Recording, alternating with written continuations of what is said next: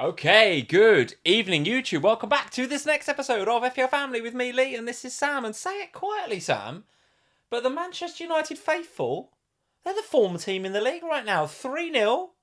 We've just watched it. 3-0 away at Everton.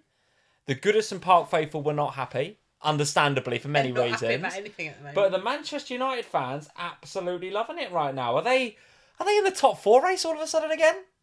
Gotta be, haven't they? Just don't get it.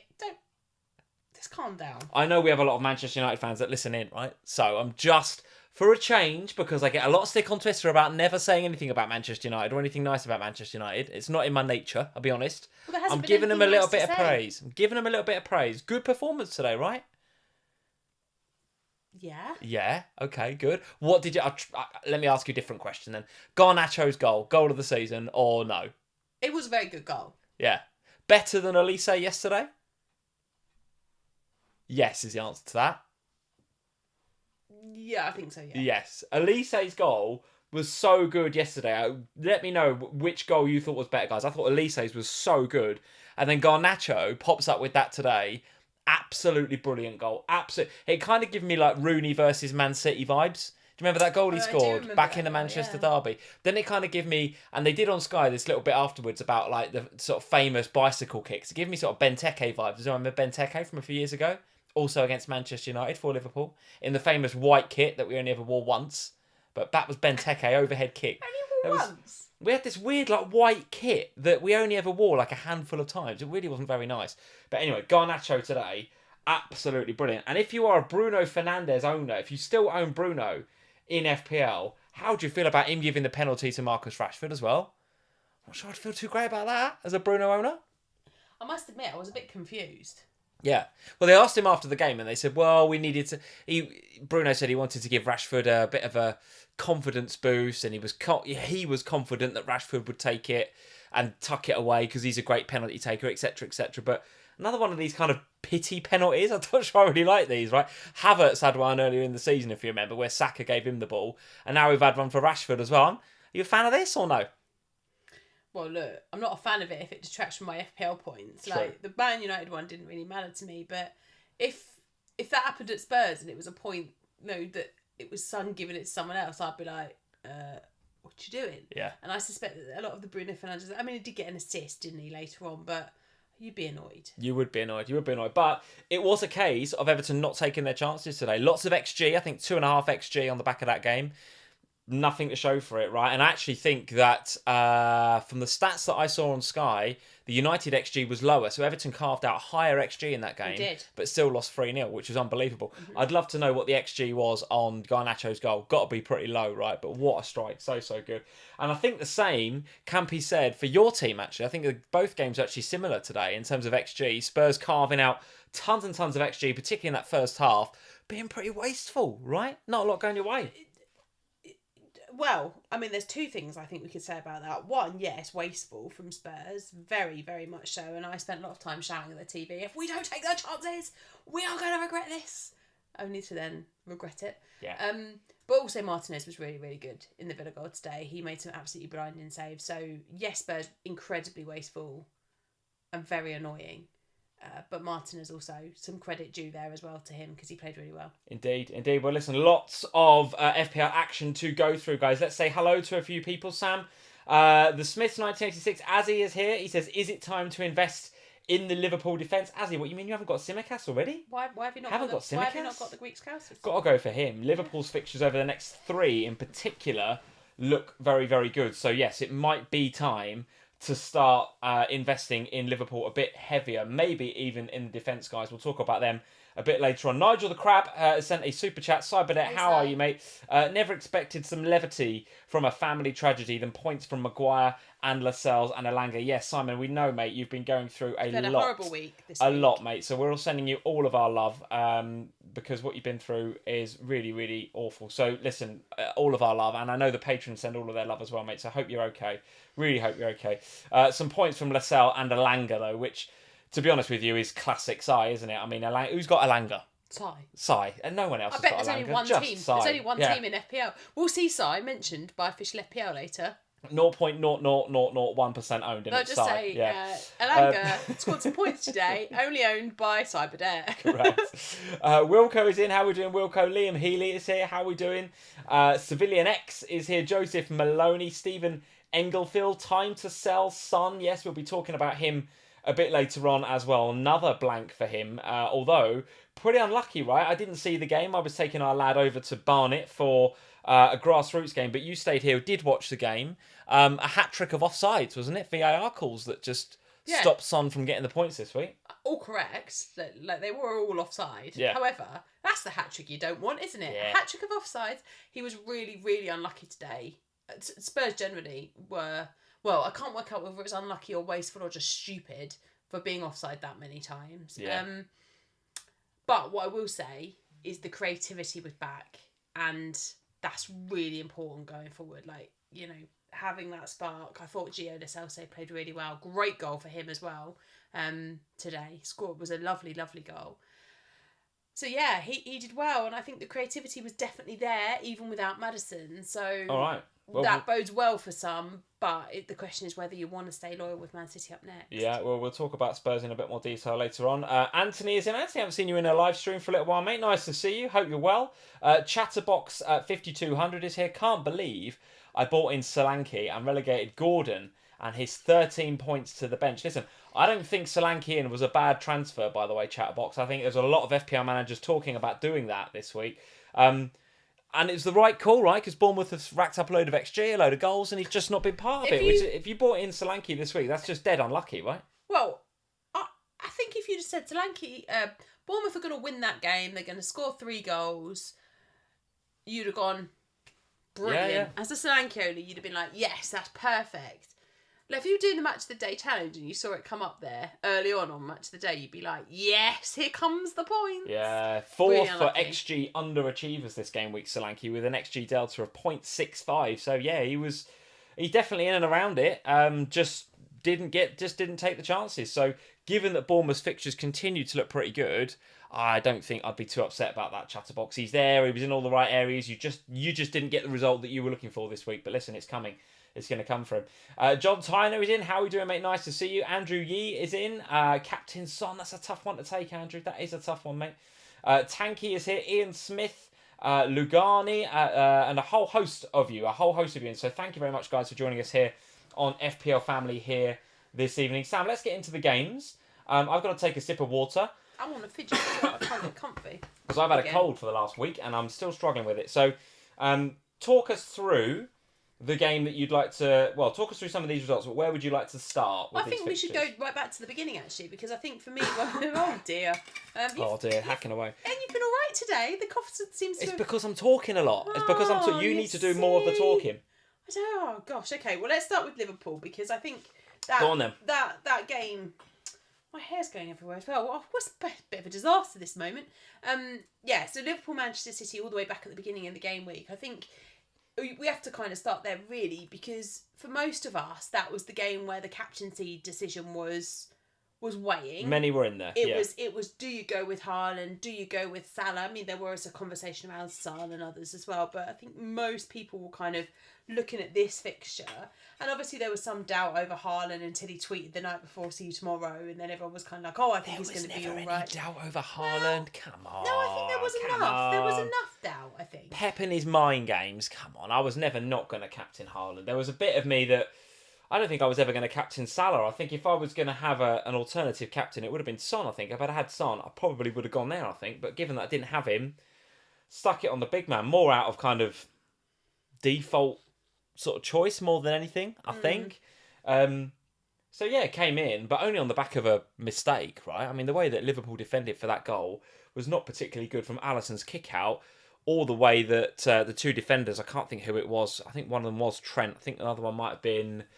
don't know, somebody in the middle there, Curtis Jones maybe, didn't react when Ake picked the ball up, slots it through to Haaland, and even on the shot he kind of scuffs it a little bit, and Alisson maybe gets a big hand to it, and you'd maybe say, well, there's 3 opportunities to avoid that goal there, and he still manages to get the goal, Haaland. But listen, I thought it was from my perspective, I was quite pleased with that from a Liverpool performance. I thought it was quite good.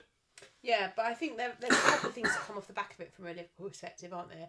The first one is the goalkeeper, Alisson. You kind of mentioned him already, but a lot of people, and we had a question in the Slack already, or a comment in the chat earlier about is it time to invest in the Liverpool defence if you haven't already got the likes of Simicast or whatever in your team? And I think the thing that puts me off a little bit is Alisson and the availability of the goalkeeper, because But shame if he's got a hamstring injury, yeah. Yeah, because towards the back end of that game, he was really struggling, and the kicks that were coming out were dodgy at best. Throughout the game, actually. Yeah. Wonder whether he might have been carrying a little bit Possibly, or something. Maybe. because he didn't look right the whole way through the game. There was a lot of mistakes from Alisson, which is very unlike him. He's not a mistake-heavy goalkeeper. He's normally, the height of consistent and a goalkeeper that I really, really rate. But in this game, he just was off it. And then towards the back end of the game, right at the death, sort of the last 5 minutes or so, he was really struggling. The kick out right at the end where he almost gave it away again. And then it went for a corner, didn't it? And I was thinking, oh gosh. And I think he went down and was sort of signalling, I've got to come off, before realising I can't come off because we've used all of our subs. Yeah. So he had to kind of see the game out. From an FPL perspective, though, let's look at those Liverpool fixtures, because we are still sitting pretty nicely there on the fixture difficulty rating according to Fantasy Football Scout's website. So Liverpool with Fulham at home up next, which looks pretty good for us Salah owners. Sheffield United, Crystal Palace, Man United, Arsenal in 18, which is looking increasingly like a difficult game week to navigate because of those blanks that are in there, as you can see, for Brentford and for Man City. But then Burnley in 19. So the foreseeable looks all right for Liverpool. If you're not invested in Salah, I think you go there. Mm-hmm. Where else might you go in Liverpool, though? A bit of a clamour for Núñez. We got asked about Núñez on the FPL fantasy show on Sky on Saturday, didn't we? And I kind of went, yeah, good asset, like him. But we saw, again, really, I know it's Manchester City, so it's difficult to sort of conclude too many things.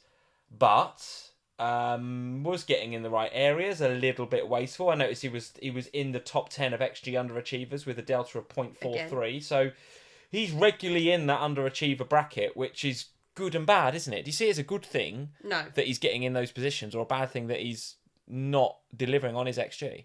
Well, let's go back to the goalkeeper conversation in a minute then, because I wanted to talk about the defence, and you've moved us along quite quickly. But Darwin, if you want to talk about him, I find him incredibly infuriating. I love Darwin Núñez. I like watching him.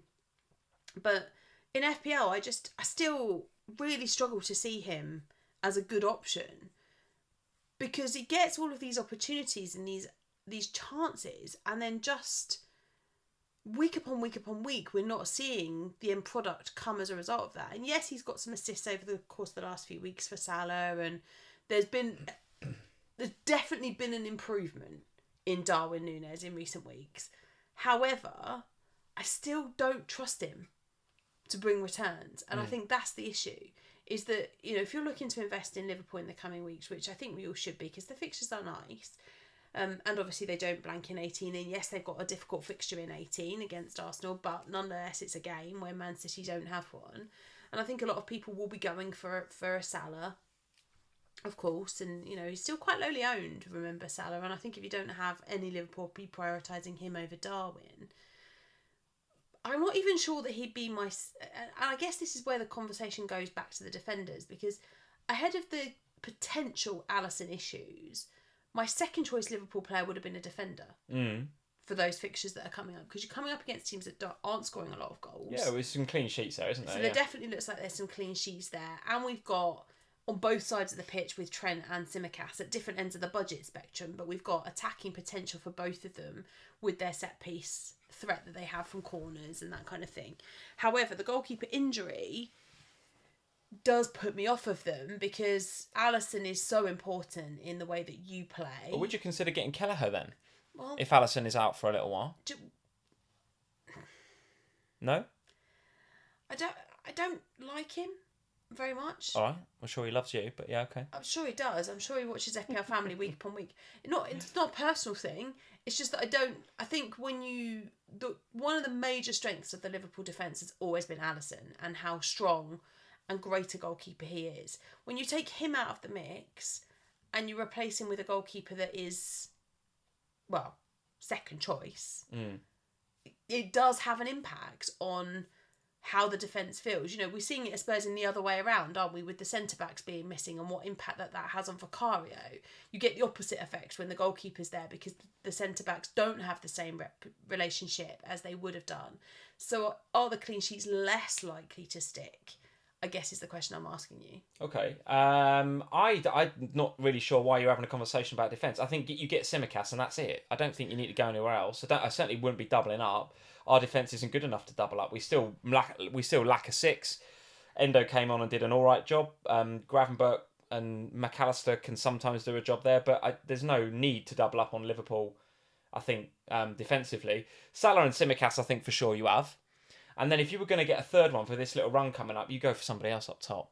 You go for a Diaz or a Jota or a Nunez, I think. You go for one of them. Those are the ones to have. And just know that, yes, you'll get a bit of rotation around some of those games. But can you then? Well, yeah, I think there's still points, even though they get rotated, because they can still come off the bench. But what I meant more by that was, can you really invest in them when you know you've got a blank game week coming up? Do Liverpool have a blank game week coming up? No, but Man City do and Brentford do. And if we're talking about investment in Haaland and, you know, other Man City assets potentially that you might want, and Bryan Mbeumo and any other Brentford assets that you might have, can you really take a chance on investing in a Liverpool player that may or may not get the start? You're saying just Salah and Tsimikas then? Those just the two to have? Yeah. Okay. And what about from a City perspective then in this game? So... I know he got a yellow card, and that's all he's really got to show for it in this game. But Bernardo Silva was absolute class in this game, particularly in the first half. Unbelievable. Not very FPL relevant for this conversation, but so good. What else did you think of Manchester City, particularly Haaland's performance? I thought Doku had a really good performance. Actually, I'm really impressed by him, and I know that, you know, if you listen to what was being said, was he due to start the game? Do you think he played well? Do you think Trent did a good job on him? No, I think he's impressive.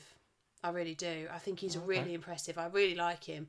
I think he creates chaos, a bit like Darwin actually. He creates chaos, but will finish his dinner, and I think that for me is really important. Now, again, the risk of rotation is there. Grealish was ill this week, so that's where he was, and seems like he was probably going to get the start ahead of Alvarez by all accounts. So I think that makes Alvarez... And again, we have to, I think, given that we're going into 14 and 18 is the blank for them, you have to kind of start looking at Manchester City and going, all right, well, clearly Haaland is not going to go anywhere. Unless you've still got your wild card, then I think it's a different conversation, because you could, in theory, then sell Haaland after game week 17. And bring him back, for game week 19, and it'd be fine. But with the rest of them, if you don't have your wild card, I do think you need to start just having a bit of a plan. What do you make of Doku getting 3 bonus points without getting any FPL involvement in this game? That shows what did he do that means he gets the 3 bonus points? Well, that shows how important he was in the play. The amount of touches he's getting, the amount of interceptions he's doing, the amount of because you get them for all sorts of things. You build up bonus points for making tackles, being tackled, you lose them for being creative, all of the kind of donkey work, for want of a better phrase, that goes around a football pitch, all of the stuff, those kind of underlying things that don't necessarily get you any actual FPL points, but all of that stuff that makes your team more likely to score and win the game. He is really good for attracting them, a bit like Trippier is. He's good for it as well. And there's a lot of players out there that just do this underlying stuff, and they'll dribble the ball, they'll carry it. That's going to get them underlying stats. So all of that means that they're likely to get them. Now, in a lowish scoring game like this one was, 1 goal each, no major attacking returns, nobody like banging a couple of goals or whatever, you will likely see players like Doku just take all 3 bonus points. I wonder whether it was a bit of an anomaly, though. And I noticed actually in the Scout members area, he's joint 3rd for chances created, right? So he did have a good game. Listen, this is not me besmirching him, because I do think he's really good. I think the Premier League have got a great player that we're going to enjoy watching over the years. I think he's an exciting player. But I noticed the way that Trent defended against him was always to show him inside, always. And if you look at some of the stats between Doku and Trent over the weekend, You'll find it. Doku beat Trent. He went past him a lot, right? But that was by design, because when Doku went past Trent, he went past him on the inside rather than the outside. And where Doku does his best work is he goes past the defenders on the outside and then gets to the byline and pulls it back. Trent did not allow that. Trent always showed him on the inside and showed him into traffic, into Matip, into Van Dijk, and then into McAllister, whoever was playing the six. And then, sometimes that worked and a chance created came of it. But from a bonus point perspective, it was that's brilliant, right? Because you want your players like Doku taking on defenders and beating them. But what I'm saying is, I think Trent allowed that a lot on the inside tactically at the weekend, which boosted Doku up the bonus points. I'm not saying he wouldn't have got maybe 1 or 2, but I think the fact that he got 3 bonus points without getting FPL involvement was a little bit of an anomaly. But I still think he's a good option, and I still think he's an exciting player. Yeah, maybe. I mean, I thought he deserved all 3 bonus points because I actually thought that he was the best player on the park. Bernardo Silva was the best in the park, without a doubt. But we disagree on that one. But I thought Doku was excellent, and I really like him. And if Man City weren't blanking, I'd be really, really, really tempted to take a bit of a punt on him. But because of the blank, obviously that's difficult because they're not going to play, and so I need to make sure that my team is set up for that. But also, you're in a place where when you're planning for a blank, you can't really take any risks with other players either that you might want, because so even if it wasn't Man City that were blanking, I'd still struggle with Doku at the moment, because you need to make sure that the other players that you've got that are playing in that week are guaranteed the start, and you still don't have that with him, and that is quite difficult. Cool. All right, well, let's move on to Newcastle 4, Chelsea 1 then, which was, I have to say, probably a bit of a surprising result from my perspective. I did think we'd get some. I wondered whether Chelsea had turned a bit of a corner, but why? But maybe not. Well, they've had a good week, didn't they? Had a couple of good results. No, but let's be frank. They were doing badly against Spurs at 11. Badly. They were getting badly beaten when it was 11 versus 11. They were all over the place. Romero gets sent off. They get a penalty. It changed the game. Then Udogie and even at 10 versus 11, they were still second best. Then Udogie gets sent off. They were still second best until the very end of the game when we got knackered. And that was that. Against Man City, it was just chaos. It was a chaos game. Yeah. So I have not watched Chelsea and thought, that was a great performance where you controlled it and it was a really good win. I will caveat that with Cole Palmer and just leave him aside for a second. But for Chelsea's perspective, 2 great results against Spurs and against Man City, but not 2 great performances. So going up to Newcastle, who are good at home, good at home, yep, are a great team and have had their own struggles recently because of injuries and everything else. This didn't shock me because Chelsea they have this in them, like, I don't think Chelsea beat Spurs if it's still 11 versus 11 that night. Well, both of these teams are FPL relevant right now because, as we said before, Newcastle, top of the tick, and Man United at home, who are in great form themselves. Right, we've just seen them turn Everton over at Goodison. Then Everton, then Spurs away for Newcastle, which looks pretty mouthwatering, I would say, in 16. Fulham, Luton, importantly, in 18 for Newcastle. And then Notts Forest. And then Chelsea, of course, Brighton up next, Manchester United away, Everton, Sheffield United, Wolves, Palace. So, forgive me, United fans, but, I would make that Manchester United fixture for Chelsea in game week 15 probably a bit less red than it might appear on this ticker. Although a trip to Old Trafford, listen, I mean, they're doing well at the minute, Manchester United, right? And they will be buoyed by today. So maybe it is that colour. But you'd put Chelsea and Newcastle both in the, we should be talking about them in FPL bracket. Yeah, absolutely. Who have you got from both of those sides? Just Gordon, right? Yeah. Just Gordon. So let's start with Newcastle then. Where else might you invest or not at all? And I have to say, another shout out to Mr. Trippier because he was top for crosses this game week with 16 across all players in the game week. And according to the Fantasy Football Scout members area, he was top by a long way for touches in the opponent's half. He was first across the game week with Zinchenko and then Bruno Guimaraes coming in third. But Trippier way out there on both of those metrics. So again, properly involved, Kieran Trippier. And, with those games coming up, Man U, Everton, Spurs, Fulham, Luton, Forest. I mean, there's points at both ends of the pitch for Trippier there. He's going to be worth the money, isn't he, over this little run? Maybe. I just don't think there's enough clean sheets at the moment to warrant this expense of him. And that is my overriding issue with the defence. This is not just a Newcastle comment, by the way. This is a defender's comment in FPL generally. Not a lot of clean sheets knocking about. There's so few clean sheets this season and the thing with the defenders is the reason why you pay the premium for the likes of Trent in the past, for Robertson, for Trippier, for Van Dijk, the reason why you play for Saliba is because there's clean sheets and they're the bread and butter of defenders and they're pretty much likely to get one most weeks. Newcastle would have got one here though, were it not for a really good strike by Sterling. It was a lovely free kick. Yeah, I don't disagree with you on that. My big issue with Trippier remains that at his price point, there's a lot of other players I can have in the forward positions that will get me probably as many attacking returns over the next few weeks as Trippier will. Now, Trippier's worth it if there's clean sheets there as well. But if the clean sheets don't stick, then I'd rather put that money into my midfield or into my forward line than I would into the defence, because the defence I will just cover out with the cheap assets that have also got some attacking threat potential and then have...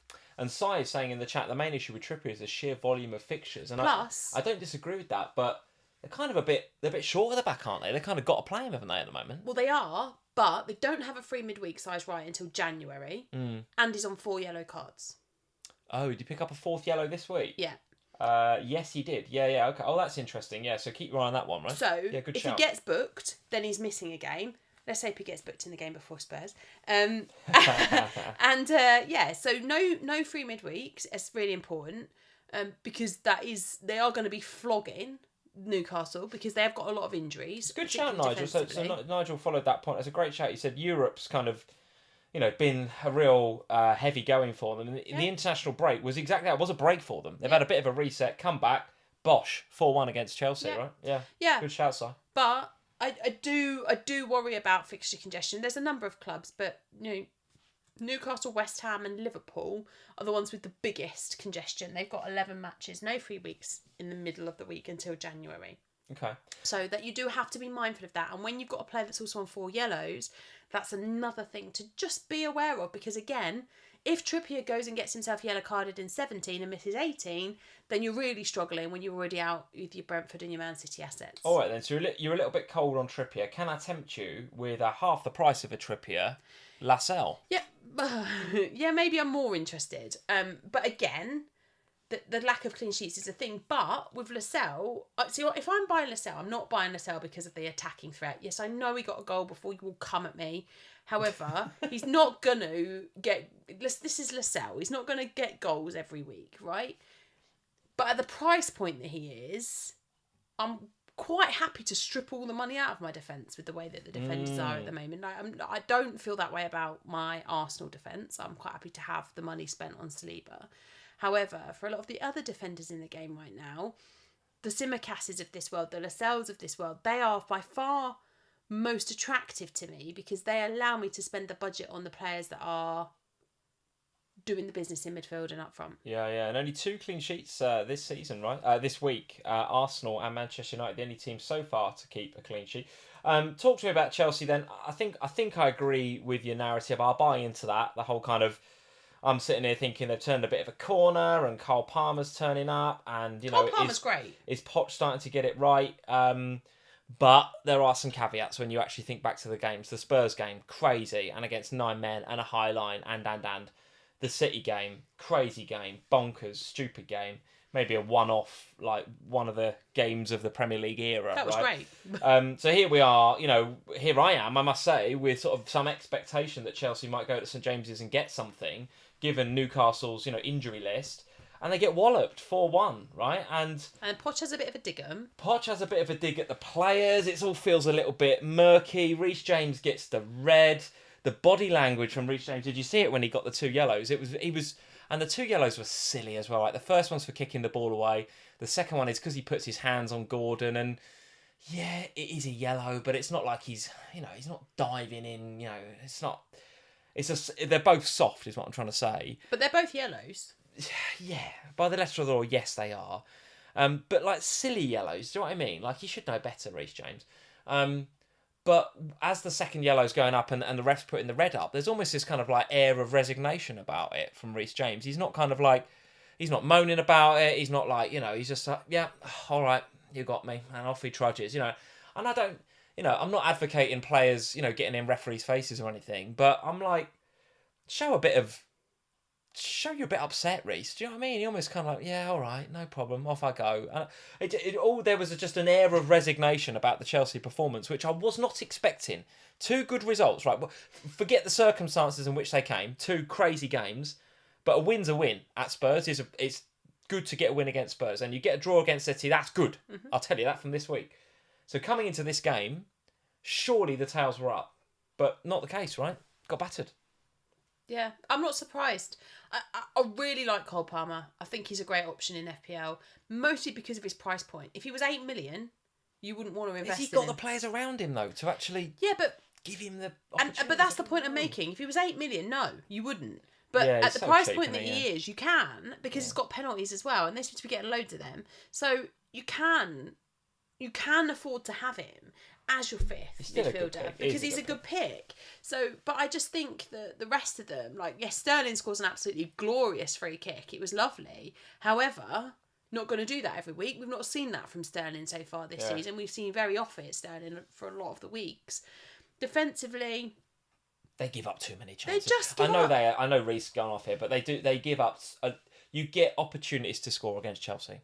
Absolutely. I mean, look at how many they gave 9 men Spurs. Yeah. Like, they will give up opportunities a lot. So the clean sheets aren't there. And that's why, even when Reece James is back again after the ban that he's now going to have in game week 14, I will struggle with Chelsea's defence. And Reece James we know he's got really good attacking threat, but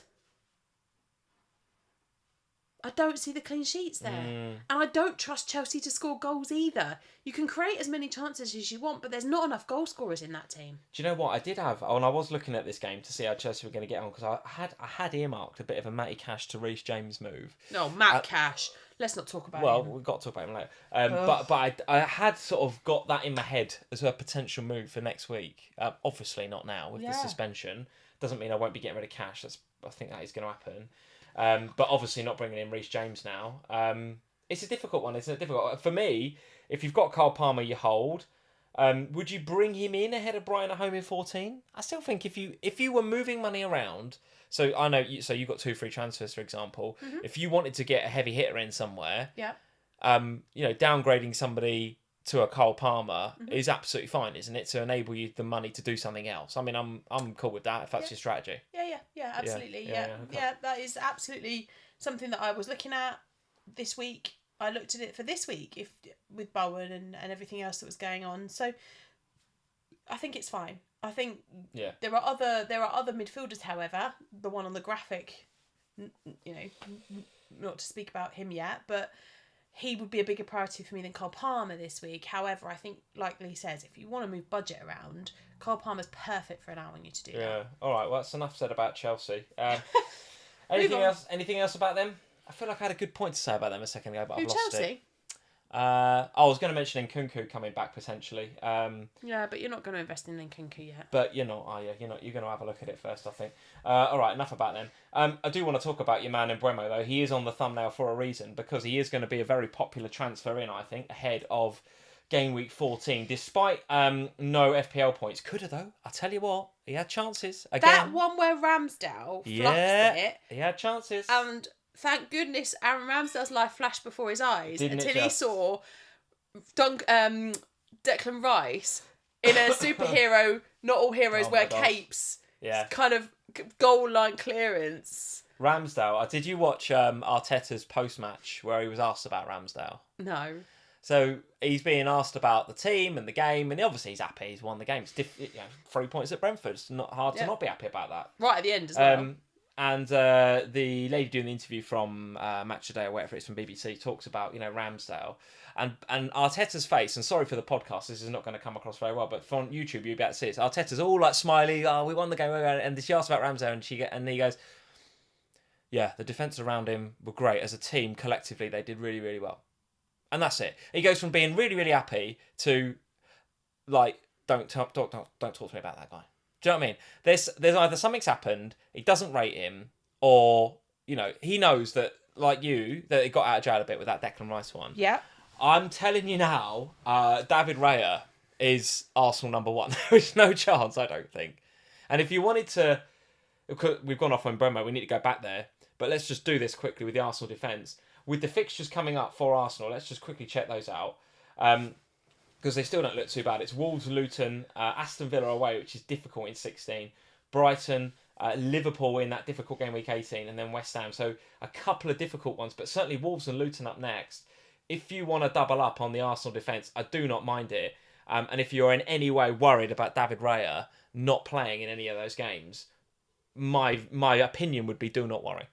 Do not worry. So if you've got a Gabriel or a Saliba, and you and I are both in those camps, I'm Gabriel, you're Saliba, I would consider going for a Saliba as well. I could go cash to Saliba and double up.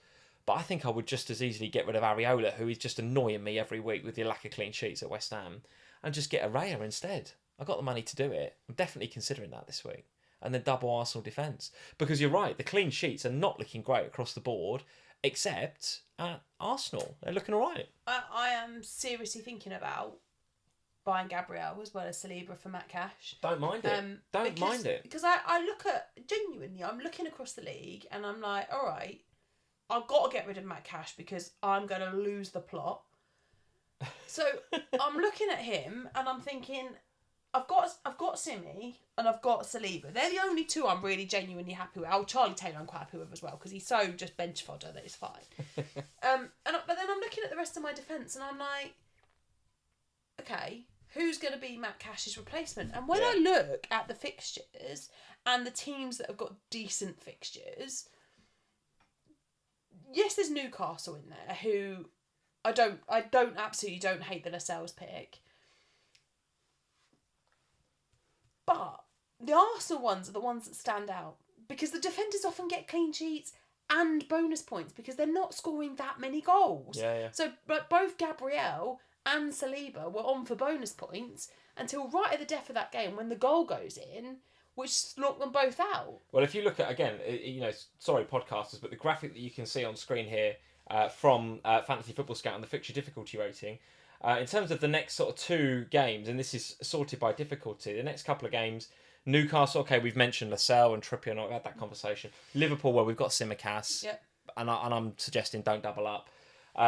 Bournemouth, nah. Forest, nah. Burnley, nah. And there's Charlie Taylor. Charlie Taylor, legend. Chelsea, we've just discussed, not doing it. Sheffield United, nah. So, you do have to go all the way down to Arsenal, with Wolves and Luton in the next two. Yeah, but that should be 2 clean sheets. You think so, wouldn't you? Yeah. And that's my point, isn't it? That if you were going to get rid of Matty Cash next week, I would say don't let the fact you've got Gabriel or Saliba stop you from getting the other one. No, I'd agree. And David Raya is also an option. He is. You're not as keen, are you? Only because it's a goalkeeper change, and I don't think anybody really has a massive priority. So yes, we all want rid of Areola, don't we? Come on. Of course, we all want rid of Areola. He's driving us all insane. However, is it a priority in the same way that like Palace a Matt Cash probably is not. or a Bowen? You know, if Bowen is actually long term out, like there's actual injury issues and problems to deal with across the rest of our team, or just the fact that Cash is terrible. Whereas Areola, I mean, look, he got 3, so it's not the end of the world. What about Zinchenko? I noticed he was second across the game week for Played well, amongst defenders for BPS with 32. So he's up there with the 3 bonus points, despite not being involved with Havertz's goal, because the assist for that came from Saka. So Zinchenko, just the clean sheet, but also the 3 bonus points. So why are we not going for him? Don't know, maybe because I guess people have gone for Gabriel because of the price. Maybe they've gone for Saliba because of security of starts. Maybe that's why Zinchenko's been a little bit overlooked. Maybe there's a slightly more threat of rotation around him. But I thought he was excellent in this game, and I actually thought he was excellent for the last few weeks now. So he should be maybe somebody that we consider for sure. All right, well, we did touch on him a second ago, and we breezed past him far too quickly, so we do need to go back to Bryan Mbeumo. Bryan. I don't know how the stats have changed on the back of this game week, but going into game week 13, he was right up there for expected goal involvement across the season with Haaland and Salah, right? He was mixing it up. I think I saw a tweet from Bakar or somebody else that said, here are the top 4 players in the game for XGI over the first however many game weeks we've had, you know, whatever it was, 12 at that stage. You know, Haaland, Salah, Mbeumo, and then Watkins. And you're like, bloody hell, you got to have Mbeumo. And I think there wasn't necessarily a rush to get him for this game, and I can see that, right? If it wasn't for a Declan Rice intervention, it would have been some points for him, but I don't think anybody was rushing to get him ahead of, Arsenal. But the Brentford fixtures going forward are pretty tasty looking, including this plum tie against Luton at home next week. Brighton away, Sheffield United away, Villa, then it's the blank to consider, and then Wolves at home. Tell me, what do you think about Brentford against a low block, though? Because you've got to expect Luton are going to come to the Brentford Community Stadium in 14 and basically shut up shop, right? Well, they try. Yeah, but what I'm saying is Mbeumo and Vissa and all these guys are they are designed as a team to hit on the counter-attack. They're designed as a team to get in behind with pace. Mm-hmm. They're not going to get in behind with pace when Luton come to stay, are they?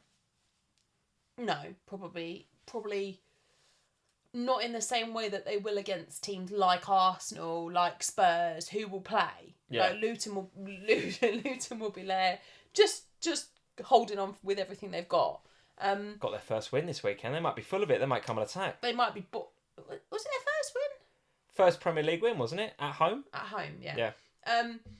Yeah, look, they're going to come, they'll be buoyed, they'll try the low block. Can they successfully navigate the low block against an Mbeumo? I don't know. He's obviously got penalties in his locker as well. There's plenty of routes to points for him. You bringing him in this week? Yeah, probably. So if we remember way back to game week, was it 3? Whenever it was. When I had the straight choice between do I go for Alvarez or Foden, Wissa and Mbeumo. Yeah. Which way round did I go? And I inevitably got it wrong because I went Wissa and Foden, and what I should have done is go Mbeumo and Alvarez. I won't make the same mistake again this time. Yeah. Mbeumo, those Easy fixtures one. are really, really great for Brentford. And yes, there's a blank in there, so plan for it. Just plan for a slot on the bench for him because the week after the blank, you're going to want him again.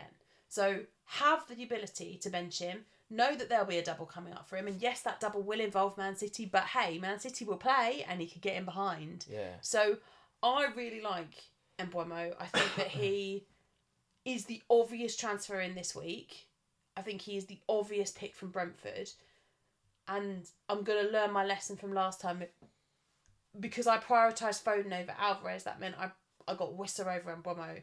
I'm going to prioritise having Mbeumo over anything else. Because I think that is the way that I need to go this game week. I love him. I think he's great. I think he's really good. Well, you've had him a lot this season already, haven't you? Well, I have had him, yeah. And over the last couple of game weeks, they've had difficult fixtures. He's only got... Did he get an assist last week? Keep trying to sell him, don't you? But you've given up on the idea. Well, no. I think a few weeks back, it was Mbeumo to Bowen was going to be my transfer. Didn't really pay off, or I made reasons not to do it. And then Mbeumo pops up with that haul against Chelsea, if I remember. And there was another nice one. So really great differential for me. And then I wanted to sell him ahead of these 2 difficult games that they've just had. But he got, I think, on assist last week. Nothing this week, obviously. But Bowen was injured, so... But Bowen was injured, so it was fine. And that was one of the reasons for keeping him for these 2. But also, the secondary reason was, well, actually, I don't want to have to book in a transfer in 14 to bring him back. So now I'm going into 14. I've had a pretty good 13. We'll talk about that in a second. Going into 14... I think a lot of FPL managers are going to be in your situation with like, right, how do I get to Mbeumo? Mm-hmm. Whereas I can think, he's there, happily sitting in my team already. I've had him for a bit. What else can I do now in my team to get one step ahead of those that are trying to get Mbeumo in? And I think for example, if you bought in Eze, for example, after he's come back from injury, I feel for this kid, right? I so feel for him because he's looked class, hasn't he? But if that injury is as bad as it looked... then, an Eze to an Mbeumo is just easy, isn't it? Yeah. It's just easy. And depending upon what Moyes says about Bowen, because obviously then Bournemouth in the yeah. squad, so that's something I'm going to be watching and waiting for. Yeah. News Anybody else from Brentford, or is it just Mbeumo for you? No, for me it really is, and I think you can, if you want to go for a Flecken, then fine, but just make sure that you've not got Turner as your backup goalkeeper, because you won't have a goalie then for 18, and that's going to be really important. So Neil Maupay can't tempt you? Absolutely not. That's exactly the answer I was expecting. Sam, where else are we going to go? We've got a few more games to have to run through. Let's go to today then. Let's talk about your game. Spurs 1, Aston Villa 2. Over to you, because I did not watch... Oh, I need to change the page. There we go. I did not watch any of this game. I was very pleased when you texted me Pedro Porro assist. Thank you for that. That was a bit of a differential for me. I thought you might enjoy it. They got bonus points as well. Yeah, do you know what? I was kind of expecting this game to be more of a madness than it was. 2-1 in the end. No. The scoreline does not tell you about the madness of this game. Tell us about the madness of this game. So, come on. This game should have been 4-1 by half-time. To Spurs? Yes. Right. It was okay. ridiculous. The amount of opportunities that we squandered. So, within about 3 minutes, Udogie is through on goal, and I looked at the screen, having made a cup of tea. I walked back into the living room, and Udogie's just on his own running at the goal, and I was like, 3 minutes in, what? Villa high line, love it. Put my tea down, because I thought in a minute I'm going to have to celebrate, and somehow he puts it in row Z. It's like, right, okay. But that was a sign of things to come by the sounds of it. That was the madness that came then, because then there were opportunities aplenty for Spurs. However, there were also plenty of opportunities, because what happened was Spurs were squandering them. They were going down the other end. There were some great opportunities for Watkins. Yeah. Didn't he have one ruled out in the first half? He had one ruled out for offside. It was borderline, but one angle it looked very much off, one angle it looked very much on, and I was like, I can't read it. And my mum's texting me from the stands, what's happening? I was like, I can't tell you, because I can't. Was it one of them, depending on how thick they draw the lines and all that sort of stuff, was it? So the camera angle on one side of the pitch, he looked on. Okay. Then they showed a camera angle from the other side of the pitch, and he looked off. And it was like, well, what is he? Anyway, it took him forever. No, did it really? Yeah, it did. And also, just to make you laugh, VAR wasn't working when they first kicked off. Oh, good. Okay, so they said at the beginning of the game, VAR's not working. Then we had a penalty shout within 3 minutes. Okay. Then they said, we don't think VAR's looked at it. Then they came back 2 minutes later and said, no, don't worry, VAR is working. They have looked at it. It wasn't a penalty. I think it was a penalty, but hey, that's just me. I'm biased. You still don't know who's on pens for Spurs. There were 2 penalty shouts today. I think they were both penalties, but that's just me. So yeah, it was a madness. The whole game was a madness. What I will say is that, to finish off on Spurs before I talk about Villa, the creativity was back today. Yeah. In spades, but it sacrificed the defensive work. Well, I think that's what that was my initial feeling just before I left the house to go and take Max to his football match. I looked at the Spurs lineup and I thought, well, against Wolves, you had Bissouma, Højbjerg and Sarr in midfield. Yes. Which is There kind none of them today. very low creativity, but very high industry and guile and control of the game, right? And that's kind of how it proved until right at the end with Sarabia putting out, worldie of the season. Yeah. And then today, Ange decides not to play any of them 3, although I think Bissouma was suspended and Sarr was injured. So there's some of it was, enforced. But still, the 3 of them in the midfield there, you had Bentancur, you had Lo Celso, and then who else? Bryan Hill. So I'm sitting there thinking, well, that is the complete opposite to Wolves. That is all creativity and flair and absolutely no control of the game. But, so Bentancur was excellent until Matt Cash...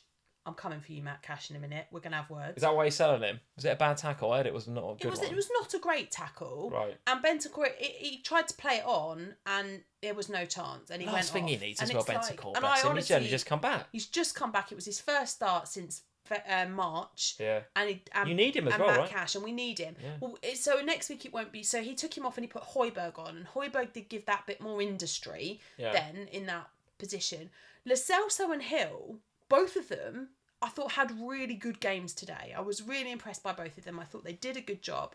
The creativity definitely stepped up. The big problem that Spurs had was the fact that we weren't playing a single centre-back. So we basically played... Right. So we had Porro, Royale, Udogie and Ben Davis. So we had 2 left-backs and 2 right-backs. Yeah. And it was like... So Vicario's just there with no one. Yeah. With no actual... And they kept looking at each other.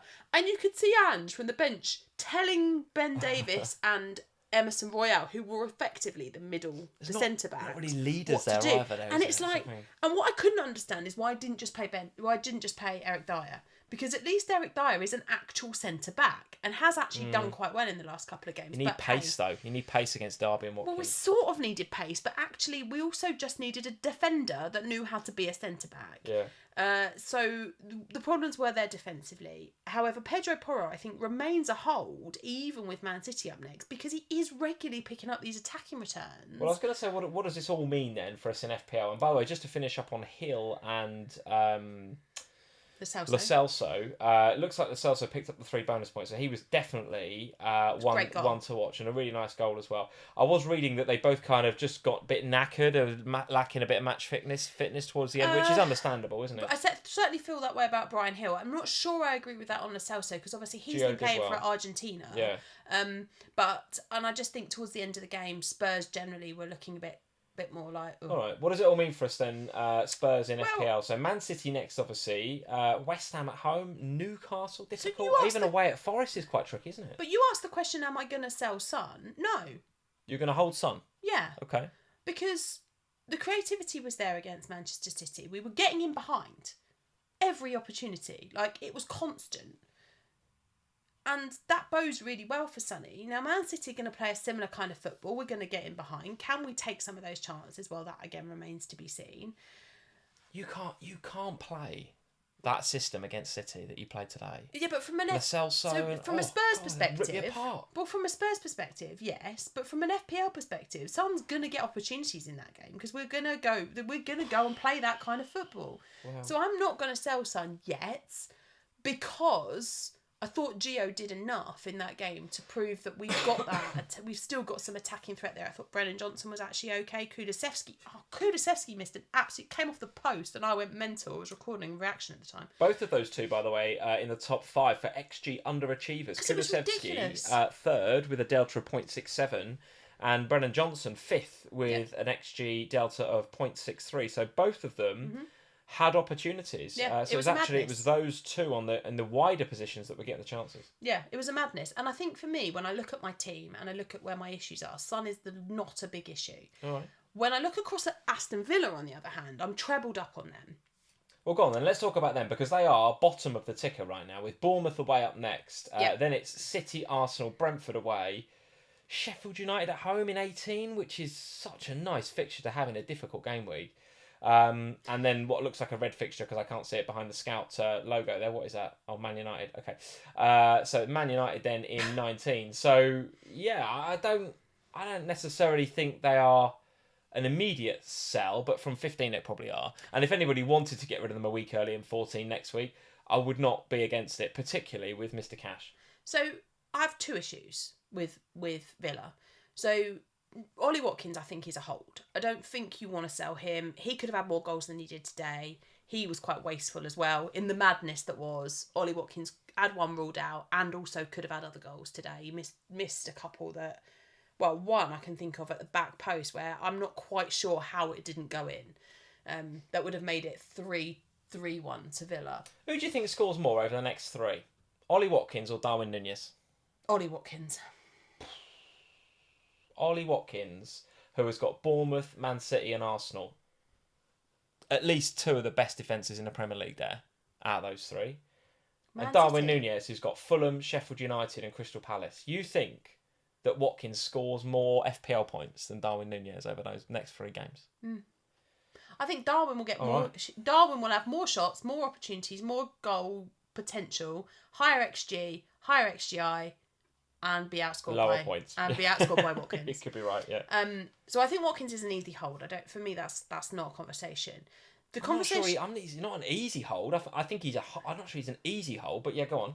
The conversation for me surrounds my other 2, both of which were taken off at half time. Yeah, that was interesting, wasn't it? So is GRB okay? Do we know? Yeah, just wasn't really in the game. All right. Okay. And they were being outplayed. To be really clear, and when you watch it back, you'll see Aston Villa were being outplayed in the first half, and how it wasn't more goals to Spurs, I don't know. And Diaby was just in a way that I had not anticipated. In my head, going into this game week, Diaby was a captaincy option because I genuinely thought his balls in behind the back line at Spurs, in between the lines as well, he's good, isn't would he? be really good. And it just wasn't. It didn't work in the midfield. And so he took him off. It was a tactical change, nothing else in it. And he took Matt Cash off because he was booked and he very nearly got another yellow card. I think the ref looked over and thought, he booked John McGinn, and then he looked over and there was that moment where I think he thought, I'm going to have to send him off if I book him. Yeah. And John McGinn's going to hit me. And John McGinn might smash me. So he didn't. But it was tight, I think, that second one. I think Go on then, what are you doing? You've got Cash, you've got Diaby, you're holding Watkins, you're going to sell both your other Aston Villa players? I think so, yeah. Go on then. What are you going to do with them? I don't know yet. Probably Cash for... So what might happen this week is that Cash has to go this week. I'm done with the man. Right. He's infuriating. Because of his tackle on Bentancur. Well, mostly because of that. That was the final straw that broke the camel's back. However, also, he's playing in midfield today and he's still not getting attacking threat. So, he's not getting the clean sheets. He's not getting any attacking threat anymore. So what is he good for? Yeah, all right. Fair play. So Cash to another Arsenal defender. Potentially. Cash to Gabriel right. feels like it's on the... Well, so Diaby's a really interesting one, isn't it? Because Diaby could easily be Mbeumo. Yeah. But... Yeah. But if Jarrod Bowen is not fit to play in game week 13, then Diaby probably gets a stay of execution for the Bournemouth game. Yeah. And Jarrod Bowen becomes Mbeumo. And then maybe Diaby becomes Cole Palmer the week after. Oof, all right. Well, listen, lots to go through. That was a lot. Wasn't it? It was a chaos game. It was chaos. Game. I'm looking forward to watching that on Match Today, actually, because it does sound as if it was a decent it was a good game. Let's just finish up by quickly talking about Everton 0, Manchester United 3. What happened to Mikalenko? Your love affair with Mikalenko? Yeah, didn't say he was going to return every week. Interesting game this, wasn't it? Because the Goodison Park crowd were well up for it, right? They were well up for it. They created a bit of a cauldron. All of the crap about the Premier League was going on, and it was like, they built a bit of an atmosphere going, and then it just went. Like, in a moment of genius from Garnacho, it the plug was pulled out of Goodison immediately. All the fans were just like, they were just like, I know. Right, okay. So we've got well hyped for this game, and that kid's just scored an absolute worldie out of nowhere. Yeah, Garnacho doesn't really even know how he's managed to score Another thing to go against us, right? It'll be sort of woe is us, Everton, right?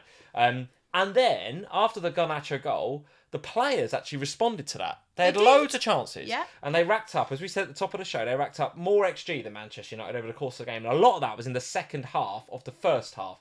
They peppered that Manchester United goal. Calvert-Lewin, second overall in the game week for XG underachievers with a delta of 0.68. And then in the second half, it just fell away. It was a clear penalty. Rashford dispatched it. Well, you say that, but the ref got it wrong and booked Martial. It was only VAR that fixed it. That's true. Yeah, that's true.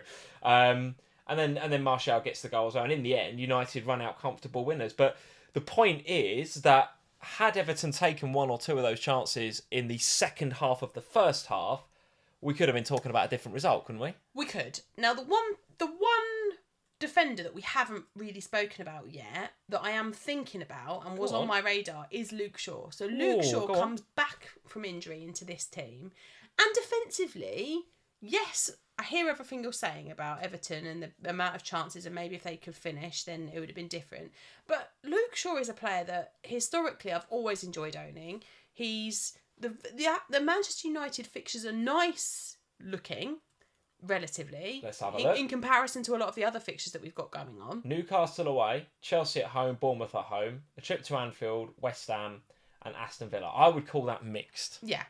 But when you're talking about the defence at the moment, there's not that many clean sheets as we spent a lot of time talking about today. But we do get attacking threat with Luke Shaw as well. So I'm basically now looking at my defenders going, I don't want to spend very much money on you, but I would like you to have some level of attacking threat as well, so that if and when the clean sheets go, there's that there.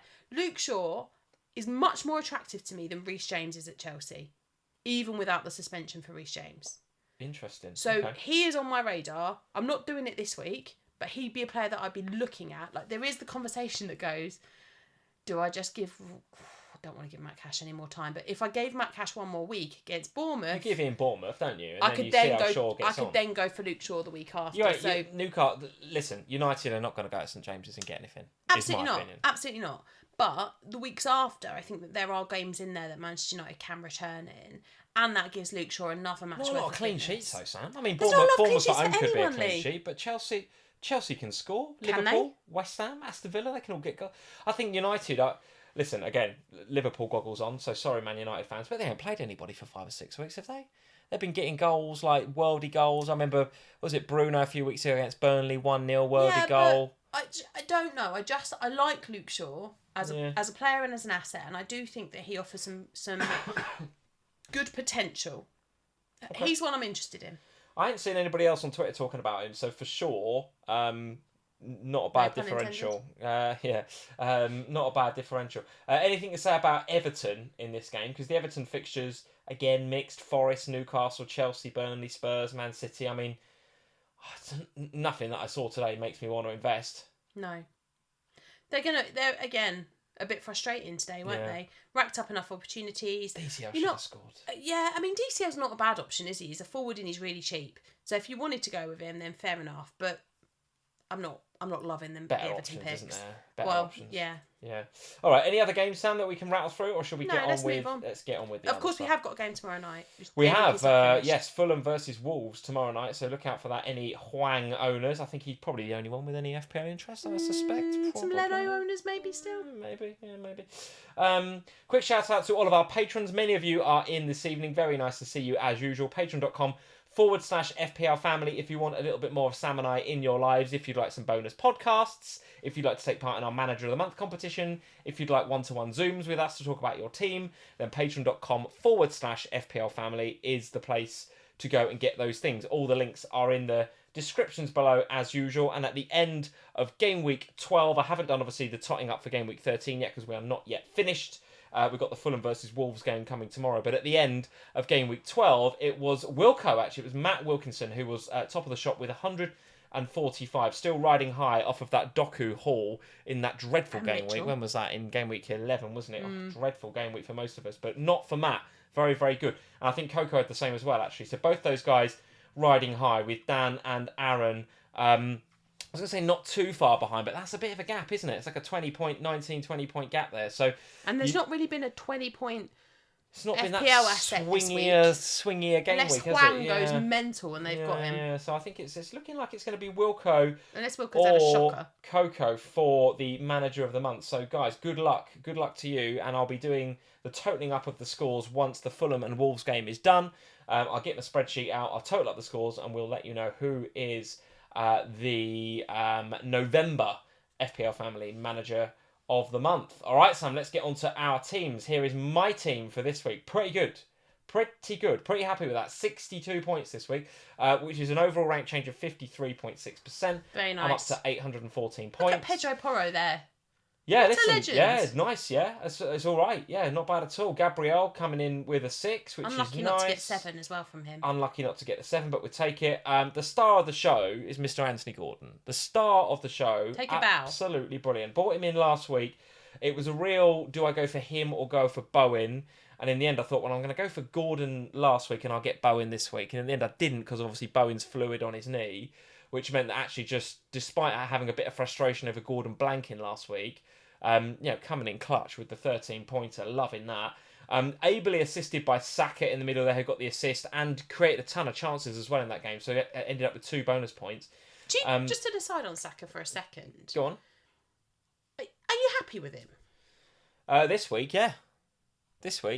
Haven't been recently because he's sort of ticking over the odd assist, which for an FPL asset at 8 point something, I haven't been that happy with. Well, that's my question, is that, I'm looking at him, and I look at him most weeks and think I probably should get Saka, and then the lack of big returns, there's kind of 5 here, 6 there, maybe a 7 there if he picks up some bonus points, just doesn't feel But 8 this game week is good, right? But You 8 is, it. yeah. Wolves and Luton next. 8 is not good. selling him, am I? Oh God, no, Not I'm not. selling him. I'm just was wondering if it was enough. I would say he has been mildly frustrating over the last few weeks. But then I watch him in other competitions. Like I watched him against Who's in the Champions North League? Macedonia? Oh. No. Yeah, yes. But also watched him against Sevilla, I think it was in the Champions League, and he was like really good. Got like a goal and assist, and he sort of ran the game, didn't he? So yeah, listen, he's their best player, or I think so. I'm going to keep him, and it's Wolves Luton next. So definitely ain't selling. And Mbeumo obviously with the 2, but that's cool. I've held him for these last 2 game weeks because I want him now for 14. When a lot of other managers are going to go for him, I've now got him in position. But Gordon, the star of the show, no doubt about it. In terms of transfers for next week, because I didn't do the Bowen move, I have now got the 2 free transfers ready to go for game week 14. Like you, I'm quite keen to get rid of Matt Cash. Are we all? Yeah, I'm not sure where I'll go with that. Like I say, I was earmarking Reece James. Not obviously going to do that now. Don't know, to be honest with you. Don't know. Okay. I'm also not massive on the way that Spurs are playing right now, or indeed defending. I mean, Porro's popping up with a couple of assists, but which is good, right? Which is good. He got one against Wolves. He's got one today. So 2-1 defeats and 1 goal for Spurs in each of those games, and he assisted both. So I feel a little bit jammy that he's got them points. But then he's taken a lot of the set pieces and stuff. I wouldn't feel jammy about that. He's been one of our best players in the last few weeks. So he's taken a lot of your corners and your set pieces and stuff. So that he's not a priority sell for me, I don't think. Despite the fact I don't think you're going to keep too many clean sheets when you're playing 4 fullbacks in defence. No. But still, he will nick the odd jammy assist, and I'll take it. So Cash definitely looking like an out. Apart from that, I'm not in any hurry to sell Diaby as much as you are potentially. I do want to keep an eye on the Bowen news. I'm still keen on him if fit, but that is a big if at the moment. If this knee is going to turn out to be more of a problem than we thought, let's see. Yeah, let's see. I mean, I could just do Cash to somebody and roll it. If I've got it burning a hole in my pocket and I really fancy a new goalkeeper, I will get David Raya, I think. And I would probably do Turner to Raya. And then I would have Areola there as a backup because I've got a couple of 0. Whatever's millions in him. So I'd keep Areola there in case... Case what? In case what I don't think happens. What, in case Ramsdale starts? If Ramsdale starts and Raya doesn't start... Ramsdale's not starting again. I don't think he is. No, me neither, because I saw Arteta... If you haven't seen it, go and see Arteta being asked the question about Ramsdale in that post-match and the way he goes from really happy to win the game to... We were lucky not to draw that game because of Ramsdale. Let's be clear. The only reason Ramsdale's got the start this week is because Raya can't play against his parent club. Yeah, sure. He's not picked Ramsdale over Raya. Yeah. There's a few of you in the chat saying, Wilco, thank you, mate. Kabore out to Lascelles. Yeah, maybe. There's plenty of stuff to do. But when I looked at my bus team for game week 13, I did not envisage a 62-pointer, right? I was looking at it thinking that is not a good team. And I was looking for something that just was a bit par, ride out 13 if I can get a decent week, and then I'll go and attack 14. And in the end, Mr. Anthony Gordon and Bukayo Saka have done me the world of good, as has Porro's assist. In this game week, those are the ones that make the difference. So overall rank up to 123. I'm all right with it. That's very good. Sneaking just ahead of me on 816 points with a game week score of 50 so far. Is Sam Bonfield from FPLFamily. Overall rank 109k, not a bad week. But again, Mr. Anthony Gordon started the show, right? Yeah, and I must admit, I can't help but feel a little bit disappointed by today. Because going into that Spurs and Aston Villa game, having 4 of them in Cash, Diaby and Watkins and Son, I was... 8 points out of them. I was expecting way more than 8. Yeah. And that is infuriating. And let's not beat around the bush. We should have had a couple of goals for Watkins today. We should have had a couple of goals for Son today. The other 2, they wouldn't really do a lot. But I kind of can't help but feel just a little bit frustrated by today's actions. I'm also incredibly frustrated by Crystal Palace yesterday. The Gahey points, that game was 0-0 for so long that in my head, the 6 points were just locked. And then Luton scored. And I was like... Are you taking the mick? Yeah. I just did not see that happening. And so that was a little bit frustrating as well. But Saliba with the clean sheet, I'm happy with him. At captain, poor defending from Anderson on the Luton goal, wasn't it? I know you've got Gay here, not Anderson, but anyone that's got Anderson and thinking, oh, he should have got 6 points. No, it's he his fault. He was at fault for that goal. Yeah. I feel annoyed I feel aggrieved that Gahey didn't get them because of that mistake by Anderson, but that is what it is. Captain Salah in the end. And I was torn between Salah and Son. The reason I didn't go for Son was because I just did not know what Ange was going to do. Were we going to play a midfield three like Wolves, or were we going to play the midfield three like today? And actually, when I watched the game today, when I saw the team sheet, I was like, I've done the wrong thing. Yeah. My immediate thought was, I've done the wrong thing All here. that creativity in the midfield for the Son's going to get creativity's chances. there. It's going to be and that's exactly what happened. Exactly what happened. Son just was offside so many times and didn't finish the chances he had. I would have gone Son, you know. If I had him, I think I would have had him as captain. But I think the only reason I didn't was the Spurs. So I noticed in our pod league, Ian and Kelly both captained Sonny this week. Did they? And I think it was the Spurs fan in me that didn't, because I felt unsure about what Ange would do. Yeah. And I think because I overthought the Spurs thing a lot, I was like, I'm just going to go with Salah because I trust him to get something. And he did get something. I think there was a hell of a lot of Son against the Villa high line narrative, wasn't there? There was. And I just didn't trust them. I didn't know what Ange was going to do with the formation, and that put me off. And you know, you can say, yes, I should have captained Haaland because he got the goal, whereas Salah just got the assist and he got the bonus points. However, it was really tight for me, and I didn't really know which way to go. And like you, I really struggled this week. The Bowen thing was a factor. Obviously, Cameron Archer coming off the bench for me this time around. For Bowen, which I was so many people with that, wasn't which there? I was quite. But the thing is, I remember Archer. saying to you on Friday night, look, if Bowen doesn't make it, I've got Archer off the bench, so I'm going to hold him, and that's fine. I'm happy with Archer coming off the bench because it's a decent fixture. Yeah. What we've seen is that you should never really be happy with Cameron Archer coming off the bench.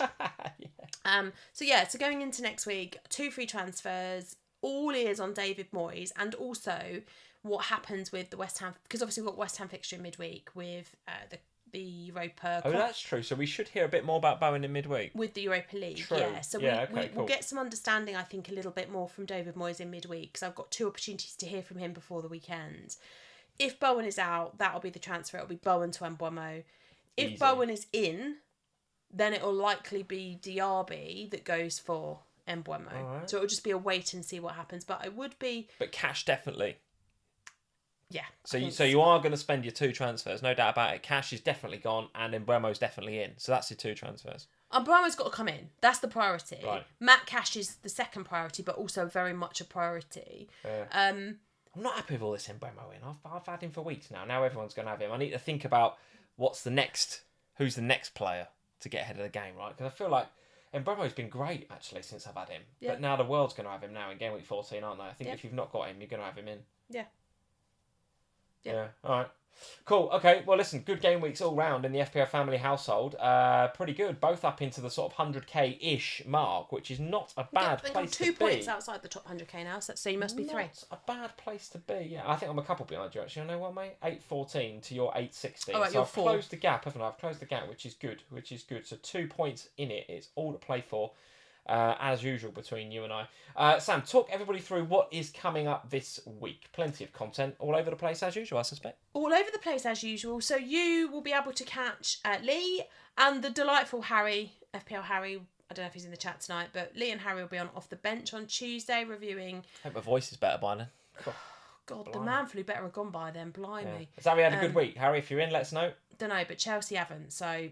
Just every time I go on Off the Bench with him, Chelsea haven't had a good week. No. I hope he's had a good FPL week, Harry. Fingers crossed. He had all 4 of the same Villa Spurs assets that I did today, though, so... possibly not. Do you have Anthony Gordon or Saka? Don't know.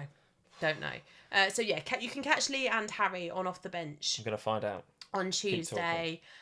I'll be back on the official pod with Jules and Kel on Thursday. Oh, and Ian's back with us on Thursday as well. So we'll be back on Thursday with the official pod. Well, 40 so far this week for Harry. Has he got anyone left to play? 40. No, he has got Bowen, who is being subbed out for Archer, same as everybody else. Yeah. But no, nothing much to speak about. Harry's about. delighted that we're critiquing his team now. Nothing much to speak about in his team. It's been a bit of an average week for poor old Harry. That's 40-pointer. Gosh, that was a bit of a savage. Look forward to Tuesday. Poor old Harry. Sorry, Harry. Yeah, so Off the Bench for those 2, if you want to listen to poor old Harry on Tuesday. Official pod on Thursday for me this week, and then we'll be back in. The week after is actually chaotic because, of course, we've got midweek fixtures the week after as well, loads of content in terms of shows and stuff coming up for both of us that week. So this one's going to be a little bit quieter. But remember, it's midweek action for all of the all of the European teams. So Liverpool, Man City, Manchester United, Arsenal, West Ham, Brighton. I've missed one. West Ham? West Ham, Brighton. Liverpool? Said them. Don't know. I missed one. Definitely missed one because I only got to 7. It's full steam ahead though, isn't it? Now Aston we've Villa. got international breaks out of the way. European football, no days off for the likes of City and Liverpool and a few others. It's midweeks, proper, full on now, including, you're right, European games this week, but then 2 lots of FPL game weeks going into the next week. So loads going on, guys, loads going on. Thank you very much for joining us here tonight on FPL Family. Sorry my voice is a bit croaky. I've been coughing a lot as well, so hopefully that's not coming across too badly in the podcast. I'm going to go and rest my voice and have a cup of lemsip or a hot lemon or something now. Hot lemon water or something. Thank you for taking most of the... thank you for... it's real. No, man flu is a thing, Sam. Don't give me that. When men get it, it's worse. It's a lot worse for guys than it is for you girls because we can't handle it. It's the truth of the matter. Honestly. But a 62-pointer perked me up no end. It's perked me up no end. So a good FPL game week. Thank you to Pedro Porro. Thank you, Pedro Porro. Thank you, Anthony Gordon. And thank you to you guys for joining us here on FPL Family. Leave us a like before you go. Hit that subscribe button if you're new to FPL Family. And we will see you this time next week, 8:30 Sunday, for another live stream. See you soon, guys. Bye, guys.